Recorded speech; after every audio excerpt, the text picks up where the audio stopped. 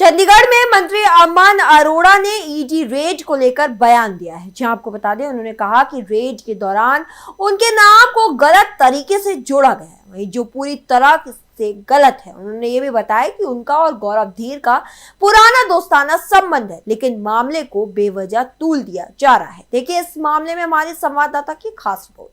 सुबह जो ईडी की रेड्स का मेरे को पता लगा, आई वॉज ऑल्सो शॉक। और जिस तरह से वो जो नोटों की फोटो आपने दिखाई, वो जैसे आप अचंभे थे मैं भी अचंभे था।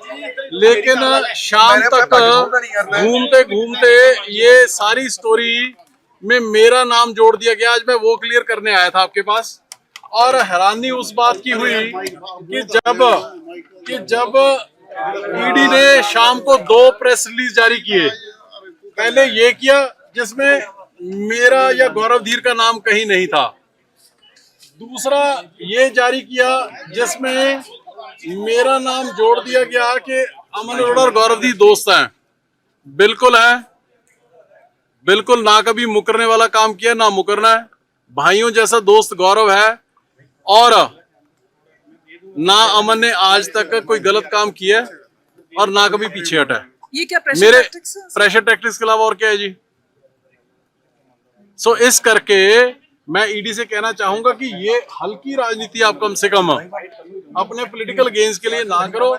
उनको ये तो पता लग गया कि अमन अरोड़ा और गौरव धीर दोस्त हैं। दोस्त जरूर हैं, फाइनेंशियल ट्रांजैक्शन बिजनेस डीलिंग आज तक कोई नहीं है। ये जो सुनिए, जो अंडर वैल्यू की बात की गई थी वो कौन सी ड्यूरेशन है? क्योंकि आप भी हाउसिंग मिनिस्टर रहे हैं 2022 से 23 के बीच में, मार्च 23 तक। अंडर वैल्यू एक प्राइवेट इंडिविजुअल बेचता है, दूसरा प्राइवेट इंडिविजुअल खरीदता है, सर्कल रेट से अगर ऊपर खरीदता है तो अंडर वैल्यू उसको कैसी। आपका ये माइक जो है वो 10 रुपए का, 20 रुपए के, 50 रुपए का कौन डिसाइड करेगा जी? आपने बेचना है, इन्होंने भाई साहब ने खरीदना है। ये टोटल रिडिकुलस और फ्रेवलेस कहानी बना के अमन अरोड़ा को, आम आदमी पार्टी को बदनाम करने की कोशिश की जा रही है, जिसका ना सिर है ना पैर है। जहां तक मेरे को याद है कि क्योंकि 7-8 महीने डिपार्टमेंट मेरे पास रहा है, जुलाई 22 से लेके मार्च 23 के करीब शुरू में। जहां तक मेरे को याद है, इसका CLU इनके प्रोजेक्ट का एल्टस का 600 एकड़ का मेगा प्रोजेक्ट था, जिसमें से गौरव ने 6 एकड़ लिए, 6-6.5, और CLU था उसका 2013-14 का, जो कि कंडीशनली रिन्यू होता रहा। सरकार का महकमे का रूल है कि आप सारी कंडीशंस पूरी करो और 7 2 साल का रिन्यूअल लेते रहो। और आज भी वो सारे का सारा प्रोजेक्ट जो है 2030 तक वो रिन्यूड है। उसका नो ड्यू सर्टिफिकेट उनके पास है।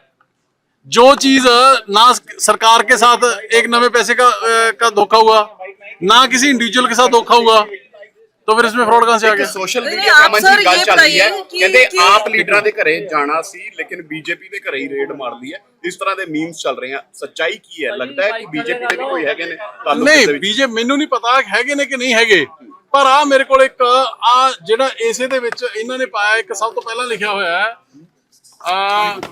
ਸੁਰੇਸ਼ ਸੰਟੈਕ ਤੋਂ ਸੁਰੇਸ਼ ਕੁਮਾਰ ਬਜਾਜ ਜੀ।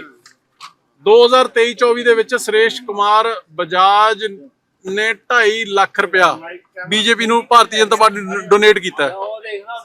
ਸੋ ਮੇਰੇ ਕਹਿਣ ਦਾ ਮਤਲਬ ਇਹ ਹੈ ਕਿ ਜੇ ਅਮਨ ਅਰੋੜਾ ਦੀ ਦੋਸਤੀ ਦਿਖਦੀ ਸੀ ਕਿਸੇ ਇੰਡੀਵਿਜੂਅਲ ਦੇ ਨਾਲ, ਤੇ ਆ ਫੈਕਟ ਵੀ ਈਡੀ ਕੋਲ ਹੋਣੇ ਚਾਹੀਦੇ ਸੀ ना।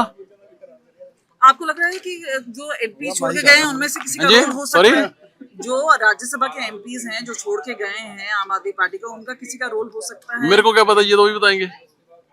सीएम साहब लगातार कह रहे हैं बीजेपी ने ईडी और CBI के जरिए चुनाव की तैयारी खींच ली है।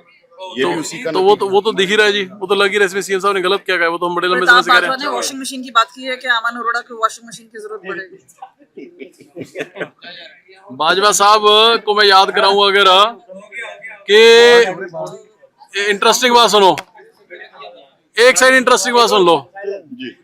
बाजवा साहब को अगर मैं याद कराऊं कि जब किसानी आंदोलन चल रहा था, वो होम मिनिस्टर अमित शाह के पास गए, उनको कमिट करे, उनसे सेंट्रल फोर्सेस की सिक्योरिटी ले आए और 2 दिन बाद मुकर गए थे।